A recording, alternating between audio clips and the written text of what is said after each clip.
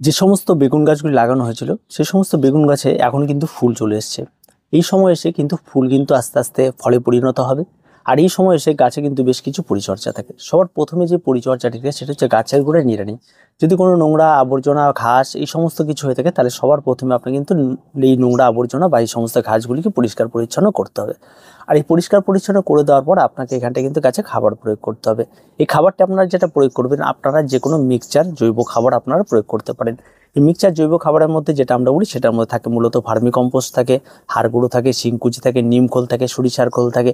যত রকমের ছোট ছোট খাবার হয়ে থাকে এই সমস্ত কিছু দিয়ে এক জায়গায় করে একটা মিক্স করে এই সমস্ত খাবারের অন্তত 2 চামচ আপনারা এই সমস্ত গাছগুলিতে ব্যবহার করুন। এর বেশি কিন্তু ব্যবহার করার কোনো প্রয়োজন পড়বে না। আর তার সঙ্গে সঙ্গে যদি আপনার ছাদ বাগানে একটা লিকুইড ফার্টিলাইজার, খোল পচা জল বা সবজি পচা জল থাকে তাহলে সেটা আপনারা প্রতি সপ্তাহে পাতলা করে প্রতিনিয়ত ব্যবহার করতে পারেন। তাতে গাছের কিন্তু অনেকটা রকম বাড়তি খাবার পেয়ে যায় এবং ফলে গাছ কিন্তু ভালো থাকে। আর এই তরল খাবার কিন্তু গাছের বেশ একটা আলাদা রকম একটা বিরিয়ানির মতো, মানে আলাদা রকম একটা স্বাদ পেয়ে থাকে। এই গাছ যখনই আপনি এই বেগুন গাছে ব্যবহার করবেন তখন কিন্তু গাছগুলি তত্তরিয়ে বাড়বে এবং গাছে ফুল ফল ধারণ ক্ষমতা আরও বেড়ে যাবে। আর যেহেতু আমরা অর্গানিকভাবে করছি তাই সেরকম কিন্তু কোনো পেস্টিসাইড আমরা এখানে স্প্রে করি না। তার জন্য কিন্তু গাছ করা কিন্তু অনেক কষ্টকর। যদি অর্গানিকভাবে আপনি বেগুন গাছ করতেন তাহলে তার মতো জ্বালা আর কোথাও নেই। কারণ এই সমস্ত গাছগুলি যে সমস্ত রোগাক্রান্তগুলি হয় সেগুলি অর্গানিকভাবে কাটিয়ে ওঠা কিন্তু ভীষণ কষ্টকর। সেগুলিকে বারবার করে স্প্রে করে তাদের একটা সময় আসে, তারপর সেগুলি থেকে আমরা মুক্তি পাই। যেমন আমরা মূলত এই সমস্ত গাছগুলো নিম তেল স্প্রে করি, বারবার স্প্রে করতে হয় কারণ এই সমস্ত পোকামাকড় যাতে না হয়। তারপরেও দেখা যায় গাছগুলো রোগাক্রান্ত হয়ে যায়। কিন্তু যদি এটাকে রাসায়নিকভাবে কোনো কিছু ব্যবহার করা যায় তাহলে কিন্তু চট করে এই সমস্ত কিছু থেকে আমরা মুক্তি পেয়ে যেতাম। আর যেহেতু সেগুলি ব্যবহার করেন তার জন্য কিন্তু অবশ্যই এই সমস্ত গাছগুলি কিন্তু দারুণ দুর্দান্ত রেজাল্ট হবে। অর্গানিকভাবে তেমনটা কিন্তু ভাববেন না। অর্গানিকভাবে করতে হলে কিন্তু রেজাল্ট মতো অতটা হবে না, তবে গাছে বেগুন ধরবে।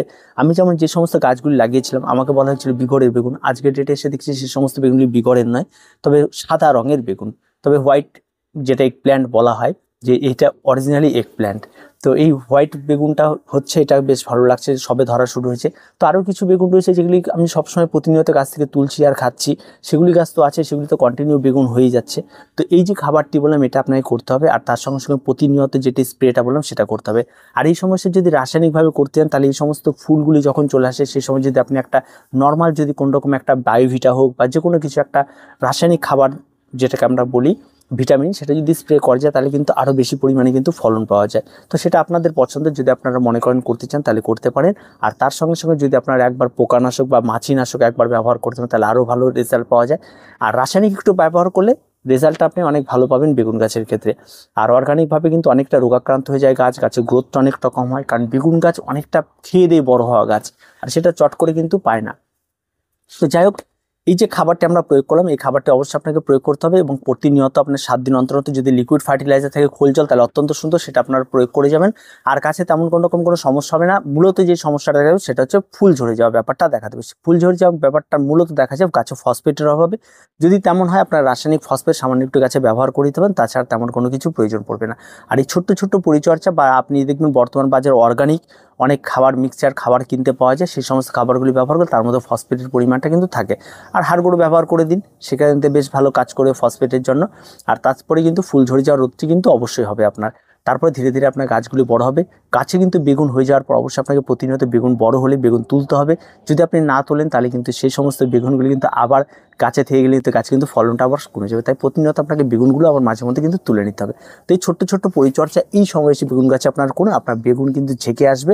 আর গাছের উপরেও অনেকটা নির্ভর করে, আপনার কোন জাতের গাছ রয়েছে তার উপরেও কিন্তু অনেকটা নির্ভর করে কিন্তু বেগুন হয়ে থাকে। তার কিছু বলার নেই, আজকে এ পর্যন্ত। দেখা হয় পরবর্তী ভিডিওতে। প্রত্যেকে ভালো থাকবেন, প্রত্যেকে সুস্থ থাকবেন, আর চ্যানেলটিকে অবশ্যই সাবস্ক্রাইব করে রাখবেন।